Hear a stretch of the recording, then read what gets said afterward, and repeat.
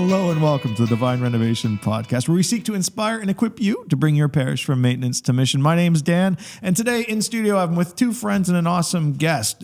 Rob McDowell, Divine Renovation Coach. Good to see you, buddy. It's great to be here, Dan. And Mike Tanner, Comms and Marketing Man Extraordinaire at Divine Renovation. Good to see you, Mike. Always a pleasure. Thanks for having me. And today we have a special guest with us. We've got Steve Foran, author of From Surviving to Thriving, the 10 Laws of Grateful Leadership.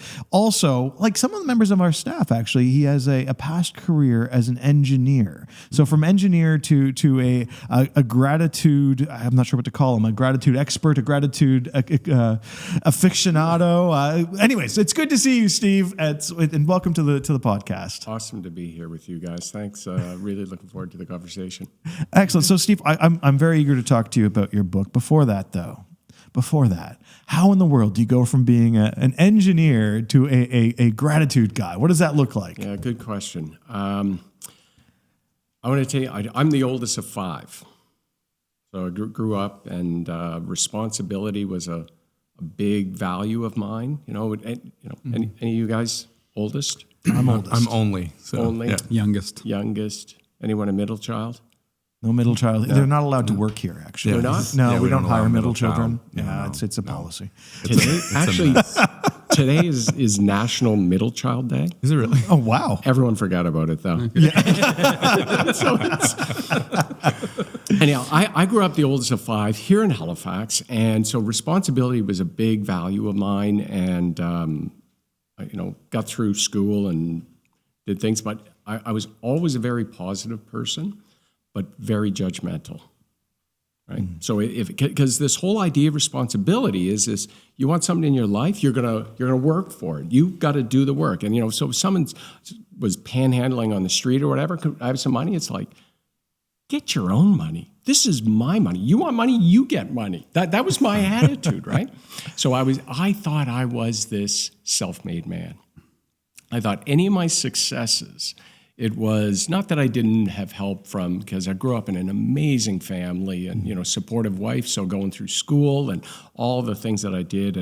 And so I'm working as an engineer, and I have this realization, and I call it an aha moment, where I realized it was as if my life was handed to me on a silver platter, right? And so I go from this, I did it all, and my successes, whether they're big or small, I thought that was all me, to realizing my entire life is a gift, right? Just this.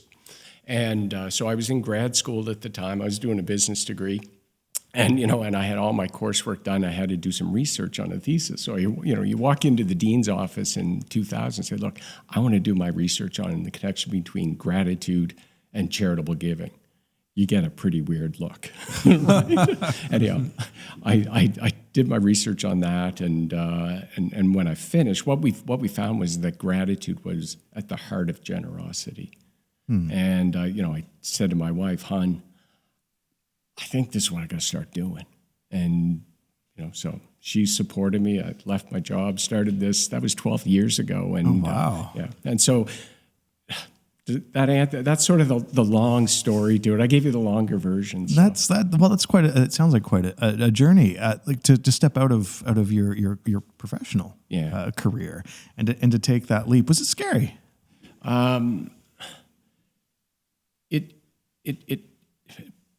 It wasn't, and I was. We didn't make the decision lightly. Because we're not financially independent. We had a mortgage. We had kids that are going through school, and so it's like, what do we do? And I just felt this calling, and so you have everything written down on paper, the pros, the cons, and you're trying to figure out, do you do this? Do you not do this? And I took it to a really close friend and colleague of mine. I said, how do you know? Like, how do I know? And he said, you'll just know. And for an engineer, when he said that, I got it. I didn't need all the proof that this is going to work or whatever the case was, and I just knew. Anyhow, the first year, I only earned like 25% of my income, and my wife would be looking at me. She would say, "Stephen, how much longer are we going to do this? I'm thinking, baby, this gratitude thing is what I do now. Anyhow, it did. We did turn it around, and it's been going for 12 years. So it wasn't scary, but it wasn't. I guess just having trust and hope and faith. That certainly played a part in it. And there would always be, I could always go back and be an engineer if I wanted to.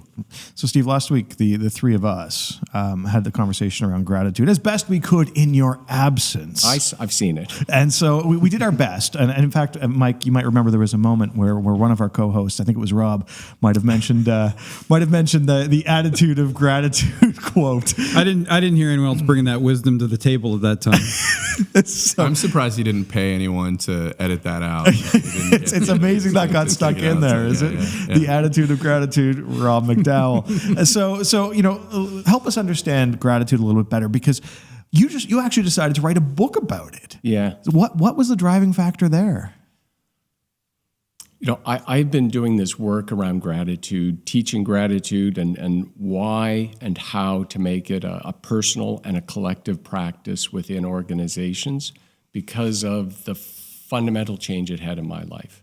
And, for that aha moment, I didn't travel to the developing world. I didn't have this major tragedy fall on my family or anything. It was just this probably over a couple months and had that realization. And it just profoundly changed who I was and seeing my life as a gift and how it just transformed how I showed up in the world as a father, as a husband, as a community member.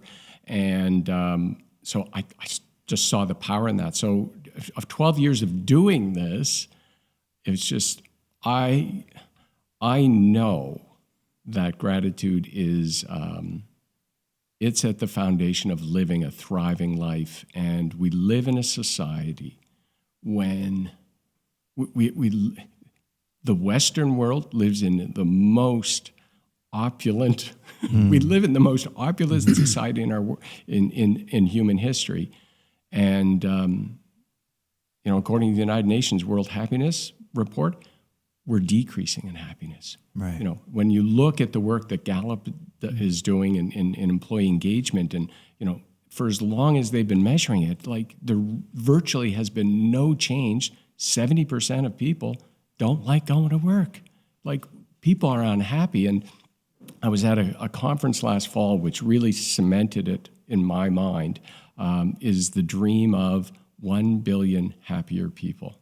And so why I wrote the book is a step in that direction to get this idea, this simple idea of gratitude into as many hands and heads and hearts.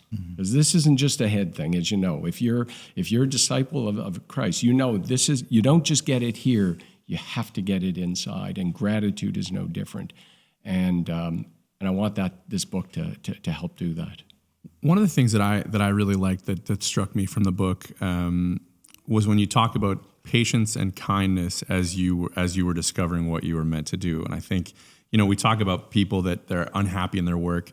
We're asked, at younger and younger ages to make decisions about exactly what we're going to do for our future. So I was wondering if you could talk a little bit about that process for you of how you were able to be patient when you knew that what you were doing wasn't what you were meant to do? Mm-hmm. So that's a really good question, and thanks for that, Mike, because it's a passion of mine to help people just to have that conversation and dialogue with folks, because I struggled through it. I was, from the outside, I looked like, oh man, perfect family and all this stuff, and I liked what I was doing as an engineer, and it shaped how I think and how I approach and teach gratitude and use that.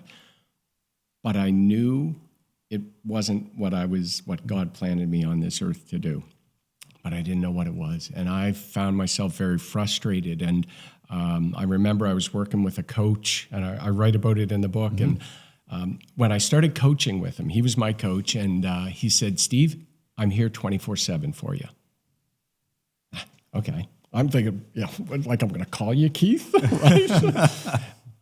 I'm home one day working and thinking about my goals, my future, and then I'm bawling my eyes out crying because I'm feeling like I'm in the middle of the ocean, drifting in a boat with no oars, just randomly going, blah, blah, blah, blah. And it's like, I know I have a purpose. Call the phone, call Keith, and he said, what's going on? And I told him, and he said, Steve, at least you know. I said, what do you mean? Well, you know you have a purpose. A lot of people don't. Like, we're all so uniquely gifted, and it's just being able to see and uncover and polish those gifts and to be patient to do it. Some people can get it really quickly. And Keith just gave me permission to allow myself time to find it. And that, when he said that, it was like he took the weight of the world off my shoulders. But I still had this, I want to get it. I need to get to where I want to go. But it took the pressure off. It really did. I'd be curious to know, Steve, because again, you talk about the part of this that's the head and the heart, but a lot of times when we talk about gratitude, it tends to be more anecdotal evidence or our experience, things like that. But I'd love to know, in your research, some of the things that were helpful, maybe from more of an intellectual perspective, whether those studies were there things in particular that when you came across it, like probably confirmed some of what you were thinking, but was really helpful in kind of working through some of this stuff? Yeah, and a lot of other research that has been completed in the last 15 to 20 years has really reaffirmed a lot of things that, our parents and grandparents have been teaching us all along. It's like, yeah, that makes scientific sense, so you can keep doing it, right? But what we know intellectually with gratitude is that gratitude, grateful people are happier. Grateful people are more likely to achieve their important life goals. Grateful people, they sleep more soundly. They exercise more regularly. They have better resistance to viral infections. Gratitude insulates us from things like, aging and hopelessness, depression, and so there's. So this intellectual, and when I work with companies, a lot of times they'll say, well, just come in and tell us how it works. That's not going to work. If you want to just know how, we've got to take it from head. In business, people need to know how it works, but we need to get it into our heart, right? And sometimes people don't get it until you actually get it, right? Until you actually get it. Till others have their aha moment that you experienced. One of the first sessions I did with a company around here, and do this exercise, and I get people to go into small groups, make a gratitude list, and then talk about it. And one of the owners comes up to me afterwards, and he says, how could I be so stupid? I went into that conversation with my colleagues, his employees. I got nothing written down on my gratitude list. He's got like a $100,000 car sitting in the driveway, and he relates to me this story of one of his employees who said, I'm grateful because when I drop my son off at the bus in the morning and I wave goodbye to him, I know I don't have to worry about whether I'm going to see him at the end of the day or not. Mm-hmm. And some of my brothers back home, they don't know when they're leaving their kids. And he says, how could I be so stupid? And so it was for him, that was this thing that he had we start going around the world and we don't even realize. It's just, how we take things for granted. Mm-hmm. Gratitude is the antidote for taking things for granted. It's interesting. Last week, we talked a little about what the opposite of gratitude was, and we had a degree of disagreement about it, and we didn't land on anything, and I couldn't get any more clever than, well, the opposite of gratitude is ungratitude. Well, help me understand these terms. What's the opposite of gratitude? What is, help me with the words. Yeah, so the way I frame it up is that in any circumstance that you find yourself, like us here at this podcast, where we're going to find ourselves for dinner tonight, or where you're going to end up being at 3:00 this afternoon, is that there are one of three states of gratitude that we could possibly be in. We could either be grateful, seeing it as a gift, the interactions we're having, whatever it is. The opposite of grateful, I say, is ingrateful. It's the antithesis of gratitude. This is the place where I'm in something, this cup isn't good enough. Right? You see that's ingrateful. I can't believe the water's warm. I want cold water. This isn't good enough for me. That would be ingrateful. That's not a nice. When people are ingrateful, we know it very quickly. In the middle is what I would say is ungrateful. And ungrateful is, I describe it as the absence of gratitude, neither grateful nor ingrateful.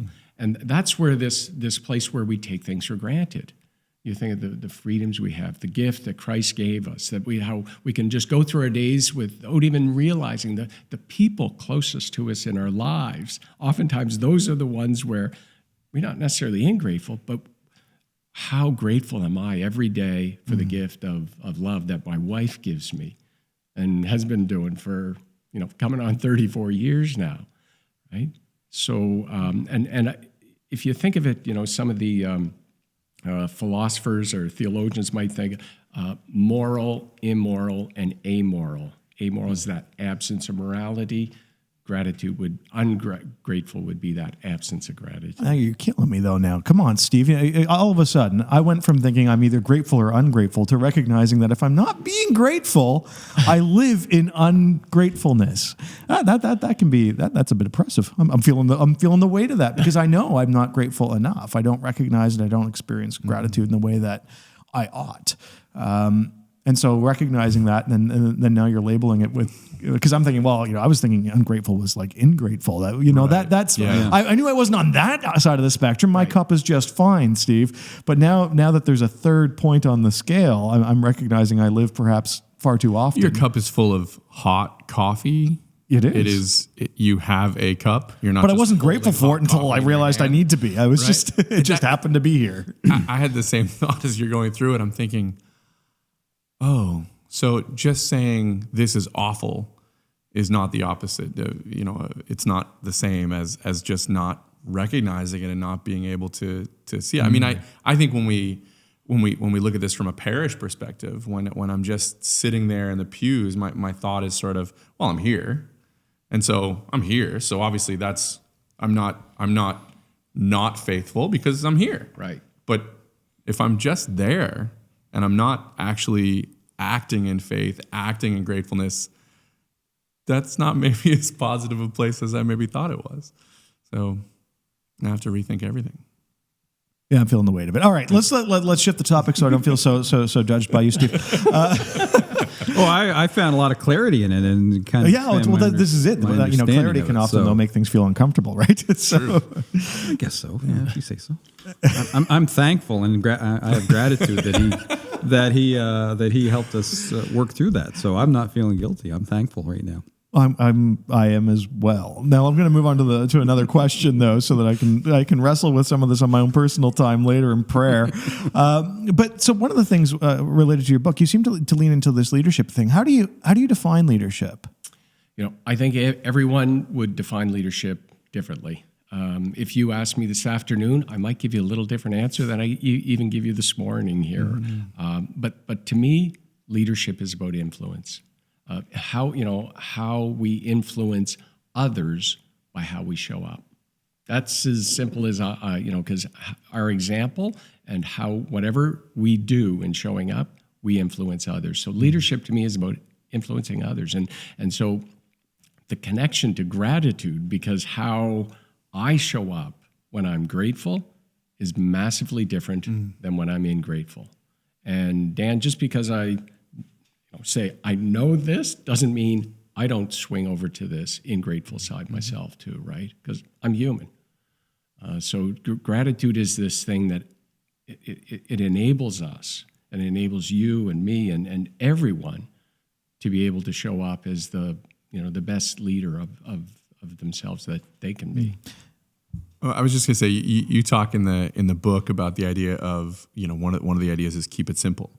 But that simple and easy are not the synonyms that we think they are. They are very, very different.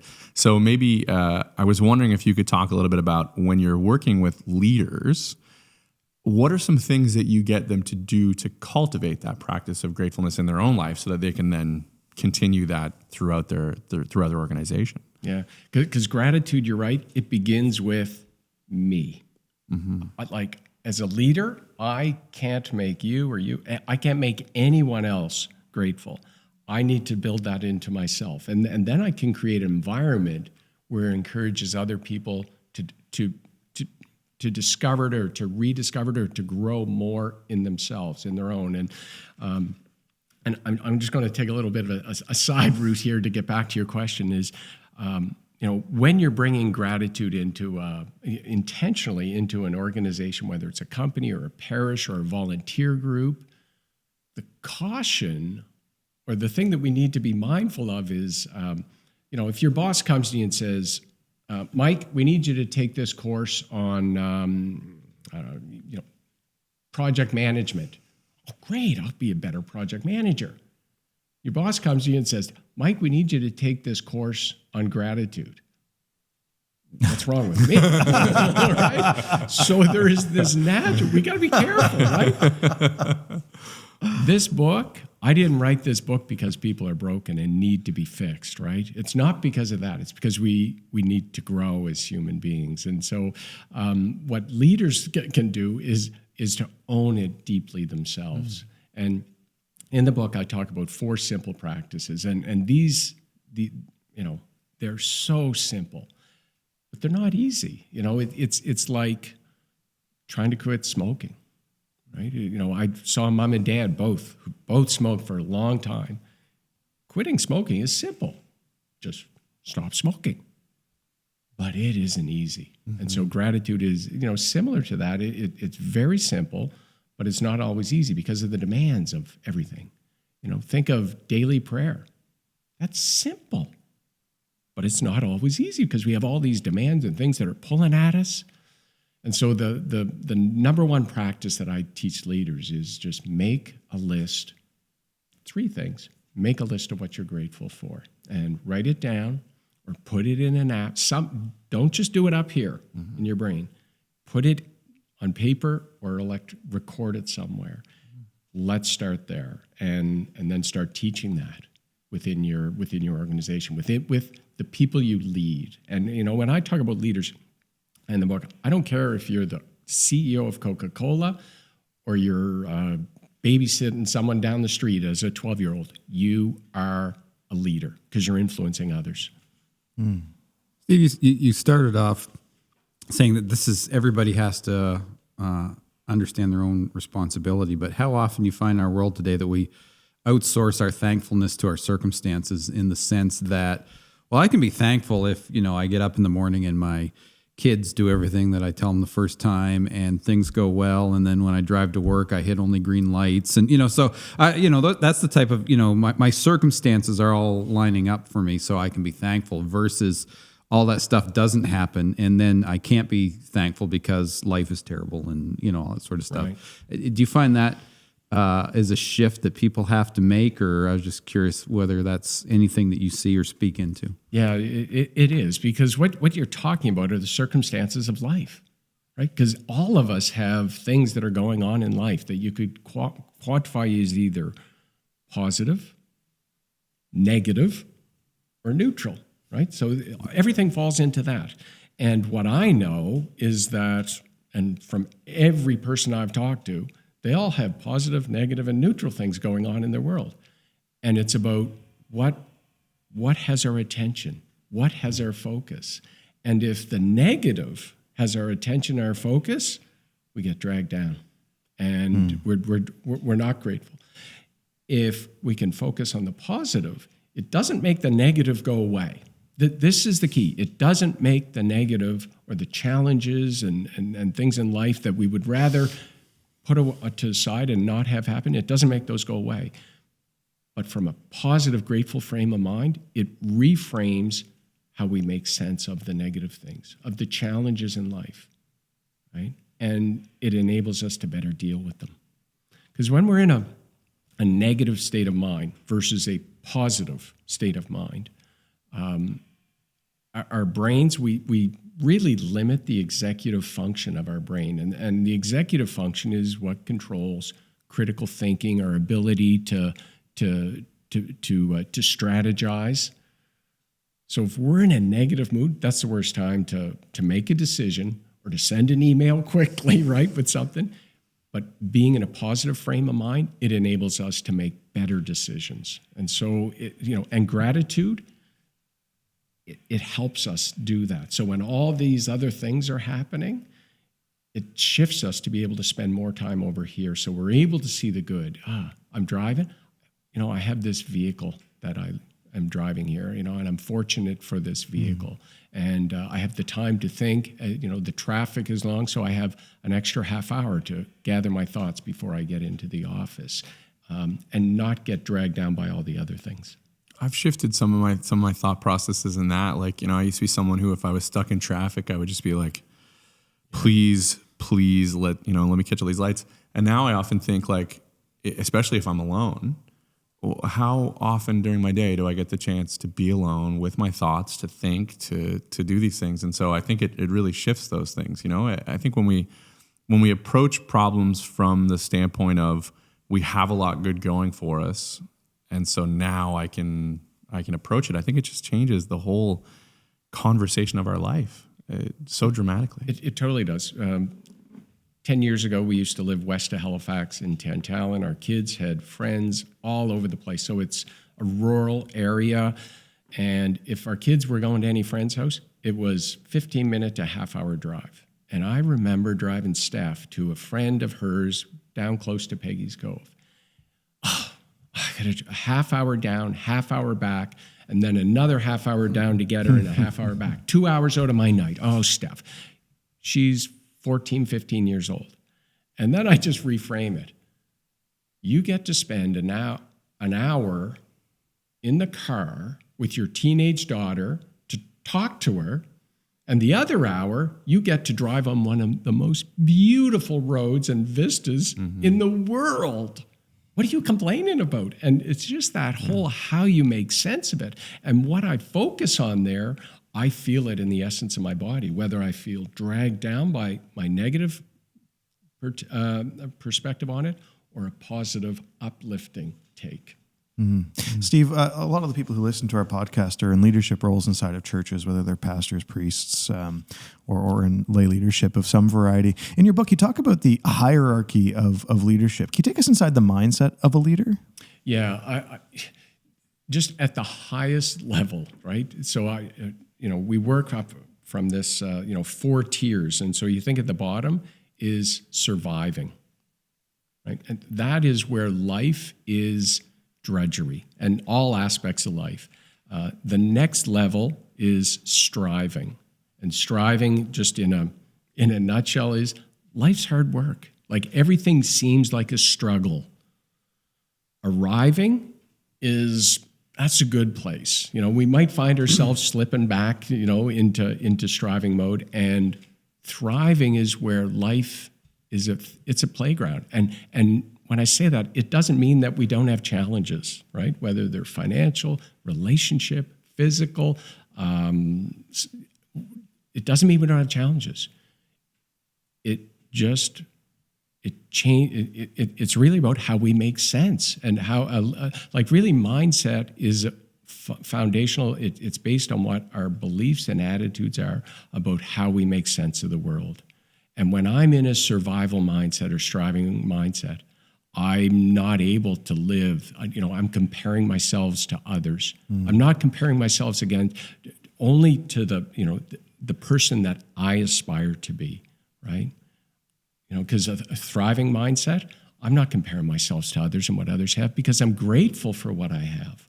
It's okay for me to want something else, but it doesn't mean that I'm not grateful for what I have today.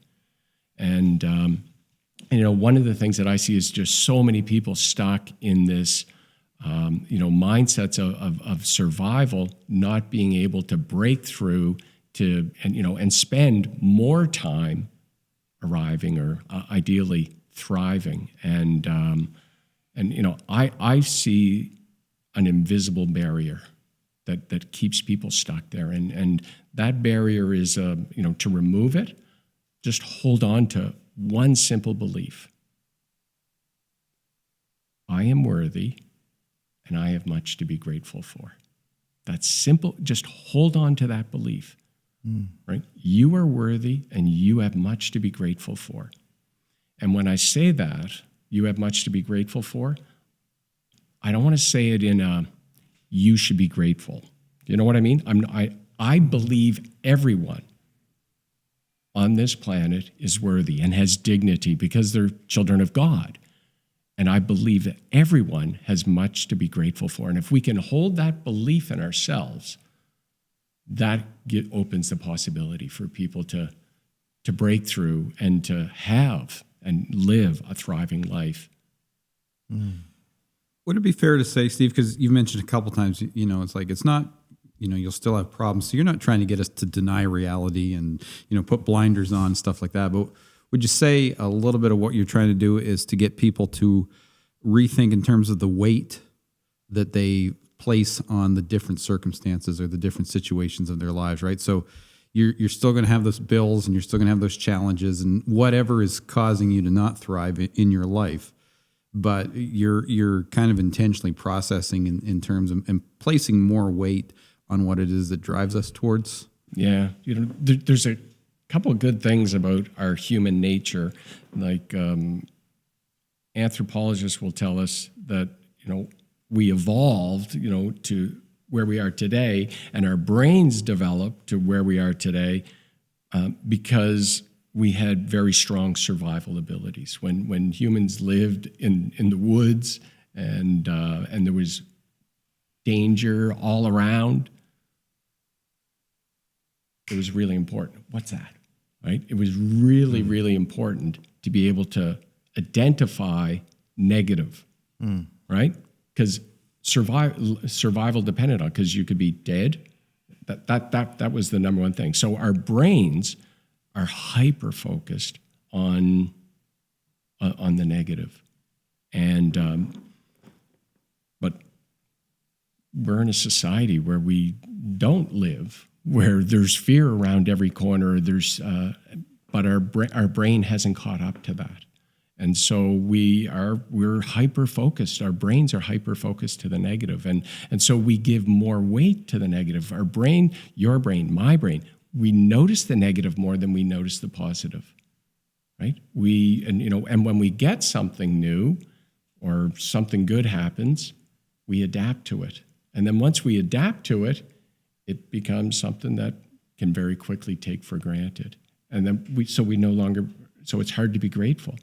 And so I call it this unrelenting force that is continually trying to force you and me and the people that you lead back into survival mode, trying to get us to focus on the negative and to adapt to situations as they arise.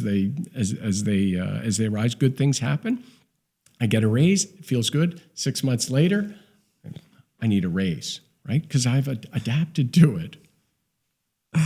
One of the things that I wonder for leaders is that I think a lot of the steps make a lot of sense to me. Like if I'm in survival mode, I can understand very clearly why I would want to get out of that mode. And when I'm in striving mode, I can understand why that's a lot of work and why that can be painful. How do you remove the complacency that could exist when you get to the arriving state, when you start to feel like I can breathe?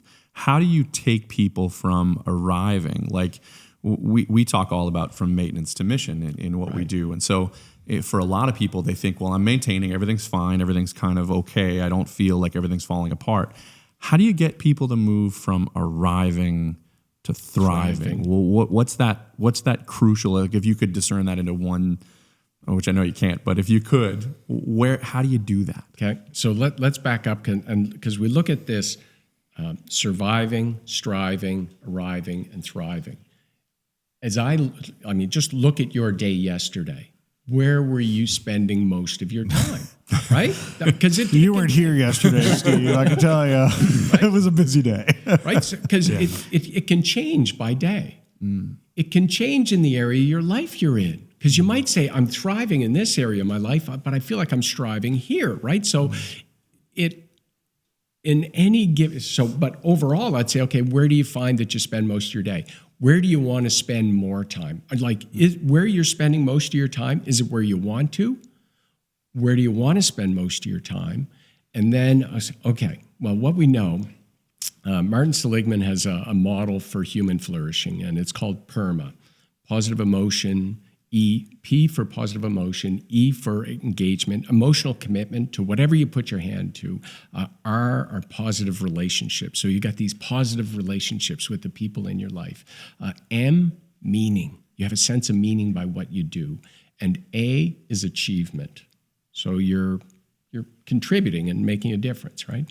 And so under this model are 24 positive character strengths. Everything like hope, love, learning, that underlie it. And so one of his former PhD students said, 24? How do I work on 24? Like, to your point, how do you get from there to there? He said, how do I work on 24? What if I work on one? So he took a study, boiled it all down. Guess what the one character strength to work on is? If I had to guess, it'd be gratitude. Bingo. You're going to get something at the end of this. Prize. Right? It's amazing. So gratitude is this thing. This is that best predictor of living a flourishing, thriving life. And so what I would say is just keep doing that same thing, making your gratitude journal every single day, right? To spend more time there. This is a journey, right? To expect something's going to happen, bang, just like that overnight, that's not realistic. So what we want to do is build and train our muscles, our gratitude muscles, which is really how our brain's wired. And what we can do is by making that gratitude journal, we're intentionally noticing the good, right? And all the thing, the kids not doing what we tell them and being late.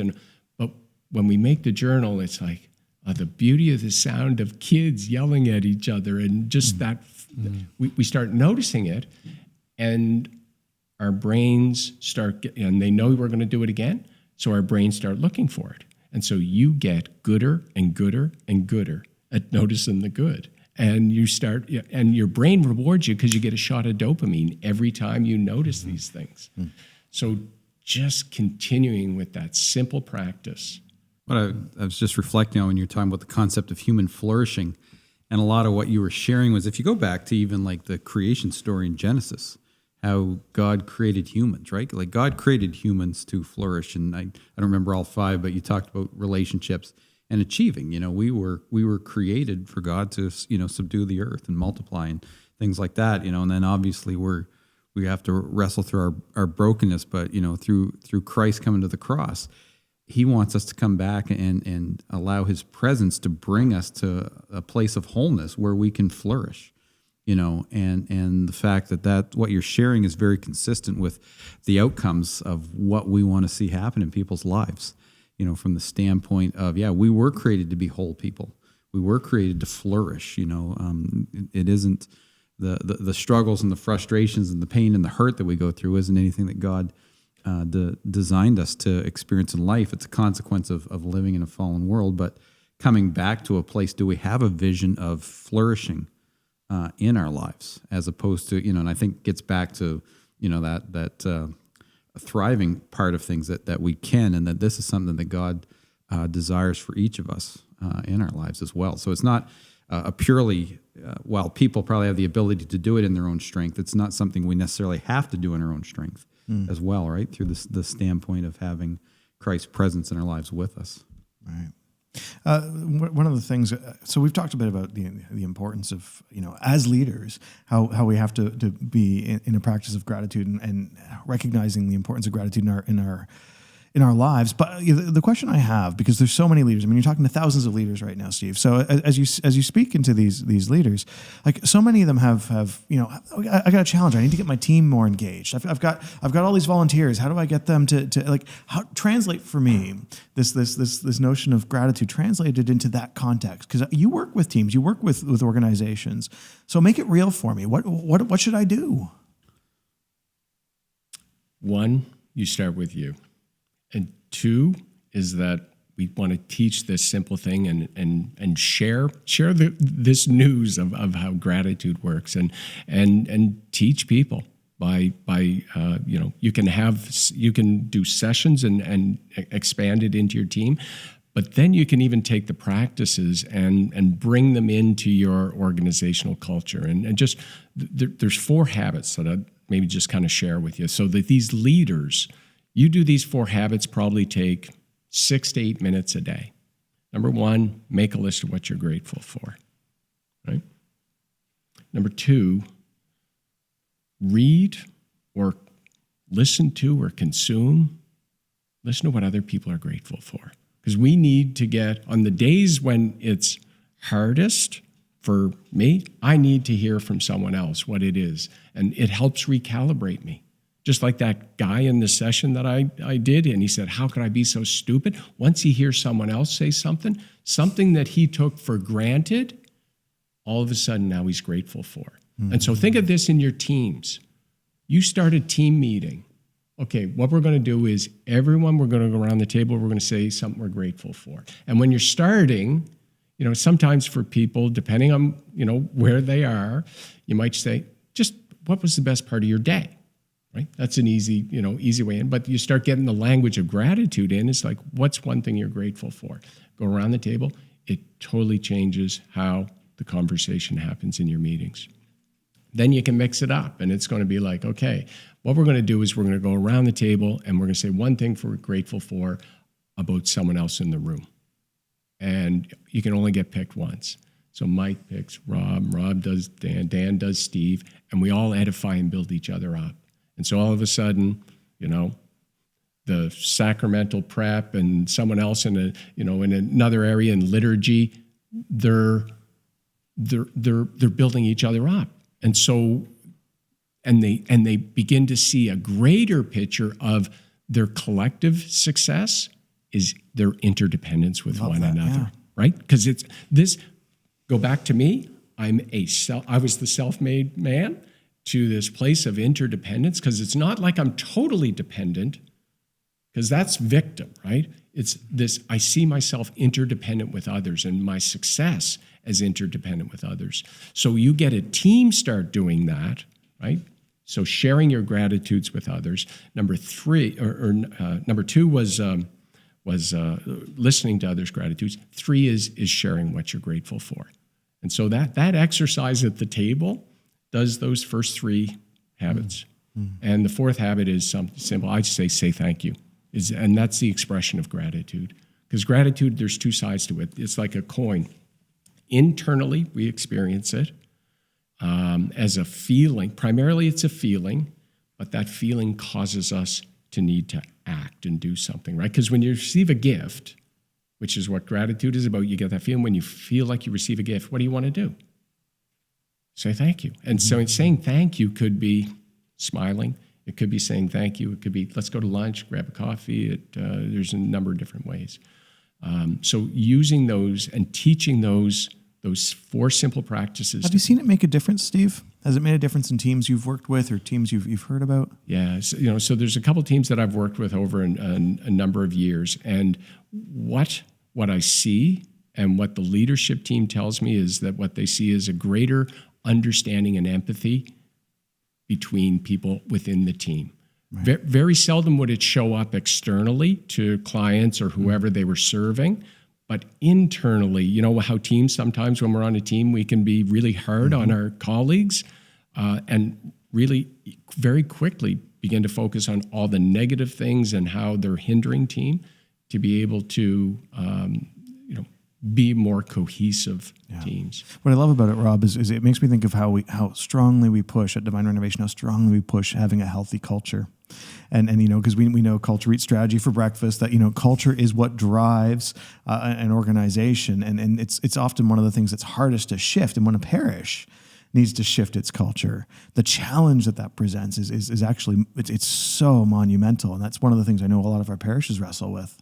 Yeah, I mean, we talk so often about the key to it, and you can have great plans, you can have great ideas, and even a lot of resources from that standpoint. But if you don't have that culture that people thrive in, right? You're not going to. You might see some short-term success and some short-term gains, but the long-term success of our organization comes when you change that team culture, organization culture, whatever the case might be, whatever your scope of influence at that particular time is. When you have that foundation built, there's a lot of quotes about, you can have plans, but as soon as things happen, those plans get, there's a Mike Tyson quote right before a big fight. This other boxer said, Peter McNeely, I've got a great plan for how to fight Mike Tyson. And Mike Tyson said, everybody's got a plan until they get punched in the mouth. And his idea was you can have whatever you want as a plan, but you have to rely on what you have. And I think that when I think of things like a culture of gratitude within an organization or a culture of evangelization within a parish, the plans may not work the way that you have laid them out, and in fact, generally won't. And you will have to adjust. But if you don't have anything underneath you, when that rug gets pulled out from underneath you, then you're back at square one. But if you can use these sorts of things as that foundation, then it changes your ability to be flexible as those things change. Just think of how attractive the culture is too, right? Like, so there's an organization where everyone's really grateful for everything they've got and the people they work with. Like, just think of how attractive that is to someone who's an outsider. Like, who wouldn't want to be part of that organization? Who wouldn't want to be part of that parish where everyone loves each other and is grateful for things that are happening and for what's happening among them and for the people that are living and breathing into their lives? I mean, like, that's such an attractive proposition. Like, who wouldn't want to build a culture like that? Who wouldn't want to be part of a culture like that?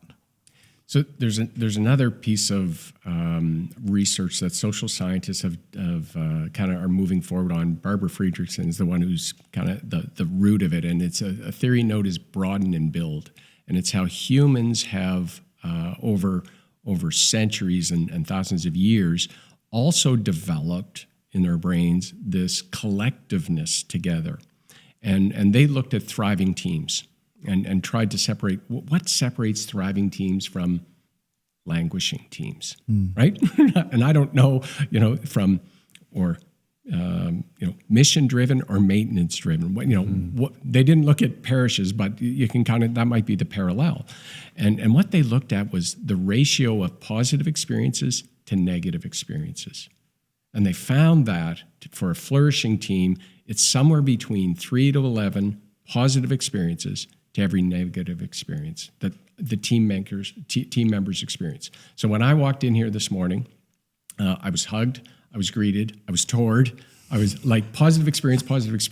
But just think, if Jamie or whatever walks in, no one acknowledges Jamie, no one smiles, or someone walks by Jamie without even smiling. 1, 2, 3. There's 3 negative experiences that Jamie's going to have. We're going to have somewhere 30 positive experiences to make up for that. And gratitude is a way that we can generate, that leaders can instill and model and then multiply with their team to create more positive experiences. I think of the opening announcements, even just at our parish, and how often Father Simon, when he gives the opening announcements, will say, if you're new here today, just know that we're so grateful that you're here. I mean, like, it's just that and that's just one example. I mean, there's many things that parishes and our parish do to try and make it convey that sense of gratitude that we've got a guest there. But you're reminding me of just how we do have some of those very practices built in. And if I'm new in that parish, I'm hearing him talk directly to me, because this place has got all these people in it, and I'm new, so I know he's talking directly to me, and that's going to create a very positive experience. Yeah, Steve, I can't believe how fast our time's gone on this conversation. It's killing me because I'm like, there's so much more I want to talk about. I even have more questions on a list. What do you mean? I know, right? But okay, so look, is there anything else that we didn't have a chance to cover that you thought, we should at least have a little brief opportunity to discuss? We covered it, but it's so important. I'm going to say it again. Start making this list. And I know for you guys, just to enhance your gratitude practice, we got a journal to start with you. No, a journal you're handing out goodies. Free journal for you. Thank you very much. Thank you. But seriously, I would encourage your viewers and listeners to, if you're not already making a list of what you're grateful for, start it. If you're already doing it, great. Go deeper with it, because you can go deeper with it. Love it, Steve. So the book is called Surviving to Thriving, The 10 Laws of Grateful Leadership. You also have a website. What's the website address? gratitudeatwork.ca. gratitudeatwork.ca. So that's where you can find more of Steve. Thanks so much for being with us, Steve. It was awesome to be here. It's a real pleasure to have you with us today. It's I do wish we had more time. For those of you out there who are joining us, I challenge you. This is the challenge. This is the gratitude challenge. Steve's given us some great advice today for practices we can bring into our own lives, for practices we can bring into our parishes and into our work. I challenge you to embrace a couple of them. So let this be an opportunity for you to start writing down those things you're grateful for. We're thinking about how you can implement gratitude practices in your work environment, in your parish environment. Create the kind of culture that people are going to be attracted to, that they want to be part of. And we look forward to being with you again next week. God bless.